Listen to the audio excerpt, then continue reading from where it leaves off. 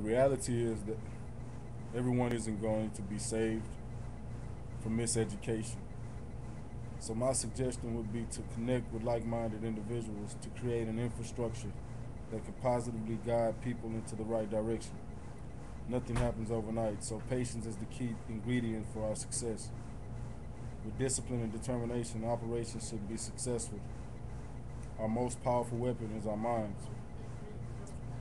A change is needed. Things are not right, and it is quite unrealistic to fight in this war alone. Our first approach is to help people to stop being their own worst enemies. If we can achieve that goal, the rest should easily fall into place. It's not going to be a piece of cake, but it is possible, so don't be discouraged by the seemingly unsurmountable obstacles, because it can and will be done. Whether you like it or not, knowingly or unknowingly, you are a part of somebody's movement. The question is that movement for the best interests of you, your people, and the planet? I guess it's rather easy to abandon the American struggle and move to Africa, only to be a warrior in a different struggle. Every individual has an obligation to decide what would be best for them. Many people lack the motivational insight that it takes to think outside of the box, so they think that this is all there is to it and that nothing better exists. People's minds are shackled. They are miseducated and are detrimentally in love with an illusion.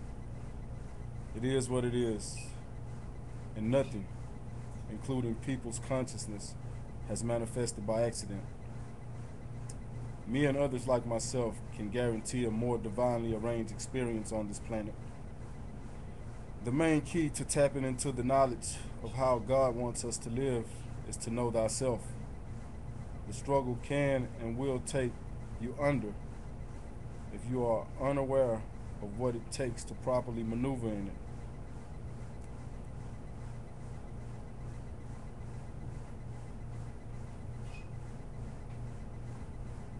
If you are exhausted now, know that the struggle has only just begun. No matter what you feel, there is absolutely no turning back.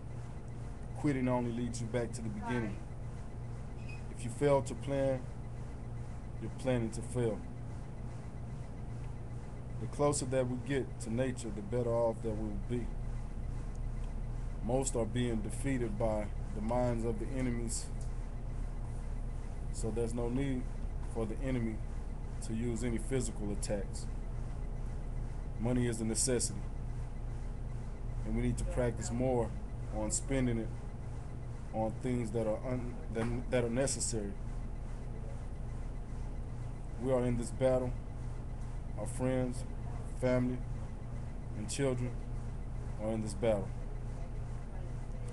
What we must do with the little bit of freedom that we do have is seek truth, apply truth, and help others to be able to identify and understand the truth.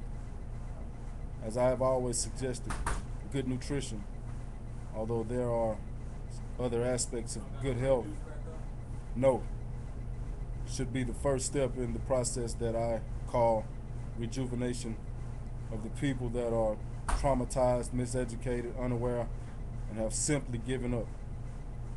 It's not a matter of turning the other cheek, but it's rather about knowing the order of operations.